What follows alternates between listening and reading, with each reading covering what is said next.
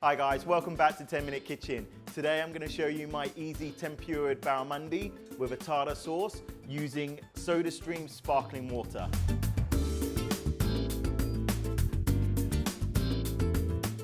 So we're going to start off by making a really light, easy tempura batter.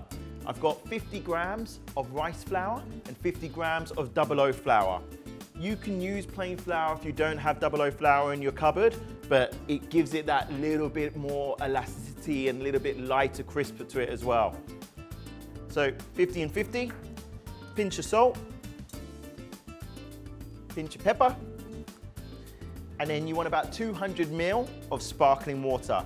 The colder the better, okay? Stick it in your freezer for about half an hour before you're gonna make this recipe. So it really helps you get that aeration.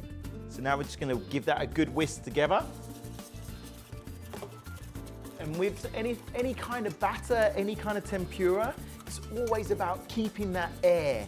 So like when I was an apprentice in kitchens, I used to have to whisk my omelets and things like that right up until cooking, because you want to keep it nice and aerated. So it's the same with your batters, okay? The sparkling water does half the job, your whisk does the rest. Okay, now we're just gonna put that to one side whilst we prep the fish. So I like to leave the skin onto my barramundi. I like that texture, I like that crisp, and to be honest with you, I don't like waste, so why not keep it on? You can do this as a whole fish, you can do it as goujons. I'm gonna do it as almost like little nuggets. So I'm just gonna cut down into strips, cut again into cubes. Okay, so we're gonna pop that barramundi back into there. We're gonna pop it to one side for 1 second. You can make your own mayonnaise if you want to, or you can buy it from the shop. It's completely up to you how much time you have. I'm just using a shop-bought mayonnaise for this because it's getting so much flavor from what you're putting in there, it doesn't really matter. So, I'm gonna do nice fine dices of shallots.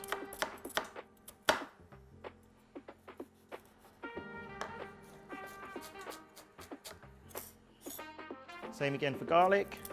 Just gonna crush a clove.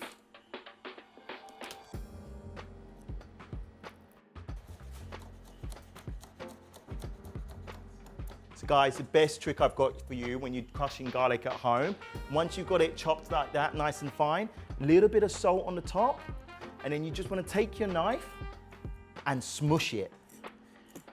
And that almost purees it, okay? And the salt helps break it down, because there's nothing worse than making something and getting that bite of raw garlic. It's different if you're cooking it, but something like this, which you're just putting into a sauce, you wanna try and turn it into a paste a little bit. Again, if you want to use a crusher, you can. I'm just not a huge fan of them. I think the garlic you put in isn't the same garlic you get out. So it's better to take the extra couple of seconds just to do this. And you can see there afterwards, it's like a paste. So get that smushed garlic, your shallots, pop it into your mayonnaise. So now we're just going to take out some baby capers.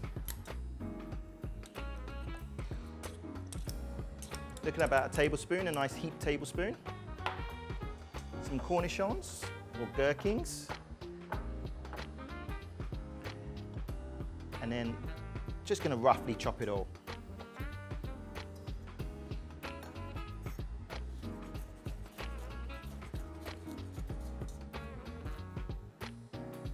Once it gets like that,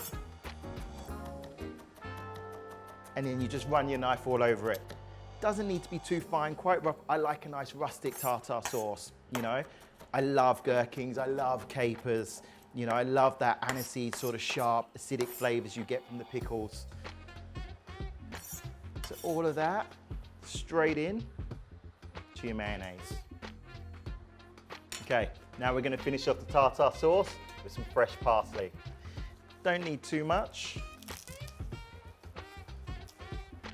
So, scrunch it up. When chopping herbs, it's always easier when you work with a smaller surface. You want to almost roll it into a nice little ball. And then you just chop, chop, chop, chop, chop. And then again, same as the rest, guys, Doesn't need to be pretty, just chop it all up. The smell of fresh herbs is one of my favorite.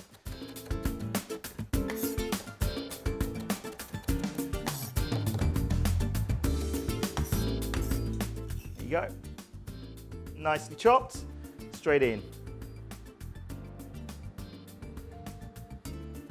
Okay, so now I'm just gonna add the juice of about half a lemon to this. Depends on how juicy your lemons are. This one feels pretty plump. If you don't have a juicer at home, the one thing I do as well is I use a whisk. If you use a whisk and do straight into the lemon like that, it juices it really well. Obviously it doesn't catch the pips, but you know what? If you need a hack, it's a good hack. So juice of half a lemon, straight in. Now we're just gonna give that a mix.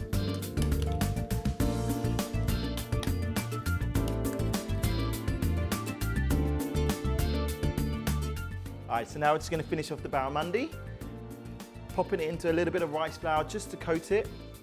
Whenever you fry something, like flour is like a binding agent. So it helps to stick to the tempura when you pop it into flour first. Give it a nice toss. And then just make sure this tempura flour is nice and combined again. See those bubbles? That's what you want. It means light and crispy. Okay, and just to check to make sure your oil's at the right temperature. So I've got a pot of oil on here, guys, 180. I mean, if you can't control it, the temperature, then the best way to check is either use a thermometer or just drop a little bit of your batter in and see how it reacts. You hear that bubble sound? That's what you want, okay?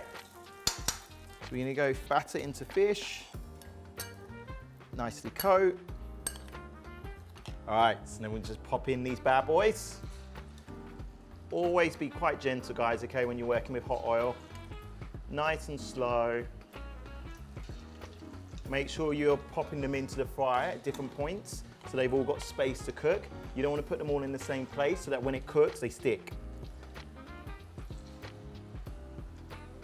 And then once they're in, just using a slotted spoon, just make sure they're working so there's nothing that sticks there. So you want to keep this cooking now, guys, for about 2 to 3 minutes or until they're golden and crispy. And then we're going to serve them up with our tartar sauce.